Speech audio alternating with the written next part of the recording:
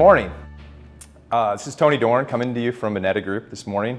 I thought today, in lieu of an email, which you're probably all tired of hearing from me via email, I'd send out a video. It's a different kind of day today. We're all in quarantine or sheltering at home and having social distance, so I thought a video might be the best way to reach you and communicate. First thing I want to do today is tell you that here at Bonetta Group, things are going on just like usual. We're physically not here, but we're completely connected.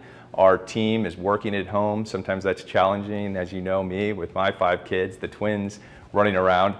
Being in the basement, locked in a room, has been kind of a challenge, but we're working just like we normally would. Our investment department, the firm, everybody is still running at full capacity, paying attention and watching over your portfolio. So I wanted to mention that first.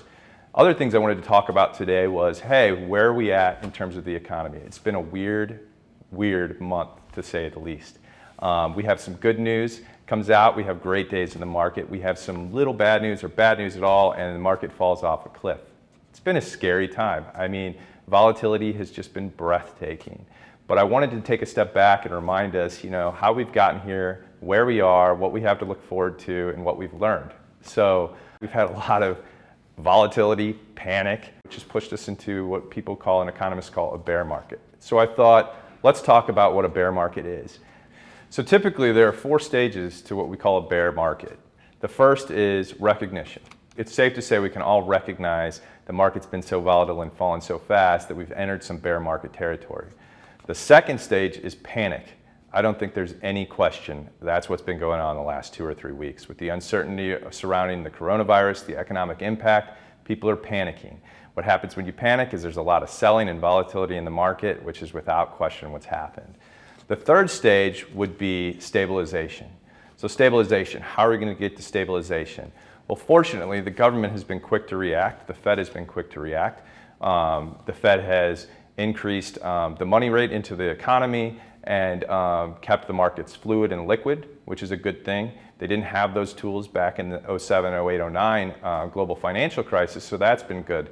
The second thing is you've heard a lot about in the last few days and weeks, the stimulus package. So recently, the government has passed the stimulus package, the largest in history. It's $2 trillion. And then the fourth stage would be anticipation. Anticipation is, hey, things are better, we've stabilized, the economy's running smoothly, and we're growing. So I think right now we're still in that panic stage, hoping to get to the stabilization phase as we move on. So I think it goes without saying that we started a recession.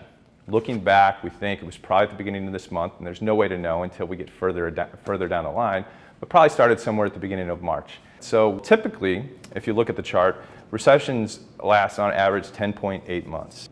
We've had 12 recessions since the end of World War II. Okay? They've ranged in length from 6 to 18 months, the longest being actually 07, 08, 09, which was 18 months long.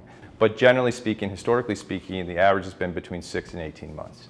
The next question I'm asked quite often is, are we at the bottom of this market? We've had so much volatility. We've had so many things happen. We've gone so far down on the Dow and the S&P. Where is the bottom? I think you know what I'm going to say is that I have no idea. I don't know. Again, we can look back. We could say, here's where we've been in the last 12 recessions. When did we bottom out? So if you look at this chart, the orange dots show where the bottom of the market was. And interestingly enough, what you'll notice is the bottom typically happens 4 to 9 months before the end of the recession. So we could be in a recession and still hit the bottom of the market before we come out of it. There's one exception to this, which is interesting when you look at the chart, and that's the 2001 tech bubble crisis, where it actually bottomed 10 months after, but that was abnormal, right? So when the bottom is going to happen now, I have no clue, no idea. You've all heard me say that in the past. But what I do know is we have a plan. We're going to stick to it. So what can we do? What can we do now? So the first thing we can do is not panic. I hope that our communication has been enough to keep you guys on that plane of, hey, let's keep a level head. Let's think this through. Let's not panic. Let's not be the people running for the doors. So that's the first thing we can control. The second thing we can control is, hey, we have a monthly income that we've put in place. Let's stick to it. Let's not overspend at this point. We can control that. The third thing, and I think the most important thing that we really need to think about is we have a plan. Let's keep our long-term focus on that. We spent a lot of time, gave a lot of thought to this plan that we put together when we first started working together. We know that it will work if we just keep our heads and follow it. So that's the third thing, and what I think is the most important. The fourth that goes along with the plan is, hey, let's deploy the cash and the fixed income that we've set aside for this exact scenario to redeploy those funds at lower levels in the market and rebalance our portfolios. I think we've been really good and disciplined at doing that, and we're going to continue to do that. But in summary of those things, remember that we have a plan. If you want to talk about it, you have those questions, my door is open, as you know, my phone is open. Anytime, we're up and running, as I said, business as usual. In the meantime, I hope you're enjoying your family. Enjoy the time at home. Even though we're forced inside, it's a good time to spend time with family. I know in my house, the puzzle game is completely at full flex right now. So I think we've moved up from a 500-piece puzzle to a 750-piece. On the way to 1,000. But stay safe, enjoy your time at home, and again, I'm available anytime you want to talk. Have a good day.